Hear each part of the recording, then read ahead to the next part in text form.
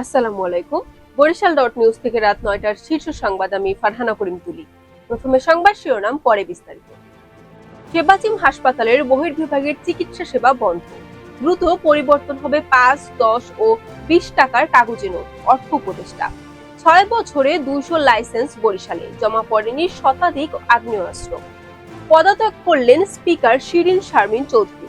বরিশালে প্রবাসীর বাড়িতে বিয়ের দাবিতে নারী প্রবাসীর অনশন। আবারও বাড়ল এলপিজি সিলিন্ডারের দাম। সমন্বয়ক পরিচয়ে চাঁদা দাবি, যুবক গ্রেপ্তার। এতক্ষণ শুনলেন সংবাদ শিরোনাম, এখন বিস্তারিত। বরিশাল শেরে বাংলা মেডিকেল কলেজ হাসপাতালের বহির্বিভাগে চিকিৎসা সেবা বন্ধ রয়েছে। সোমবার সকাল 10টা থেকে 1 ঘন্টা চিকিৎসক থাকলেও বহির্বিভাগের টিকিট কাউন্টার বন্ধ থাকায় ভোগান্তিতে পড়েছে রোগীরা। তবে বেলা 11টার পর বহির্বিভাগের সব চেম্বারও বন্ধ করে দেওয়া হয়। অন্তর্বর্তীকালীন সরকারের অর্থ উপদেষ্টা ডক্টর সালেহ উদ্দিন আহমেদ বলেছেন, ৫, ১০ ও ২০ টাকার কাগজে নোটের অবস্থা খুবই নাজুক হওয়ায় এগুলো দ্রুত পরিবর্তন করা হবে।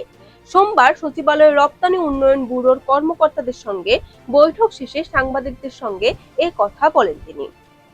গত ১৬ বছরে আওয়ামী লীগ সরকারের আমলে বরিশাল জেলায় ২ শতাধিক আগ্নেয়াস্ত্রের লাইসেন্স দিয়েছে জেলা প্রশাসন।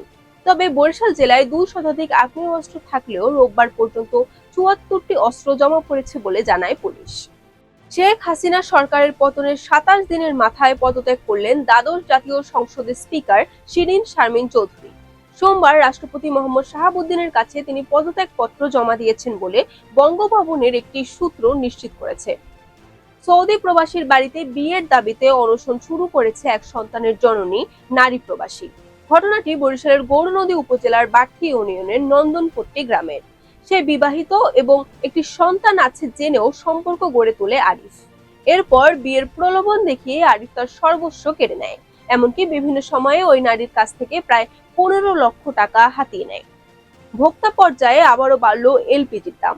১২ কেজি সিলিন্ডারের দাম ৪০ টাকা বাড়িয়ে ১,৪২১ টাকা নির্ধারণ করা হয়েছে। সোমবার এক সংবাদ সম্মেলনে বাংলাদেশ এনার্জি রেগুলেটরি কমিশন এই ঘোষণা দেন।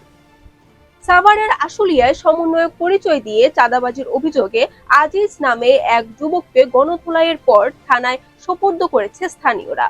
পরে তার বিরুদ্ধে আশুলিয়া থানায় চাঁদাবাজির মামলা করা হয়েছে। Barishal dot news.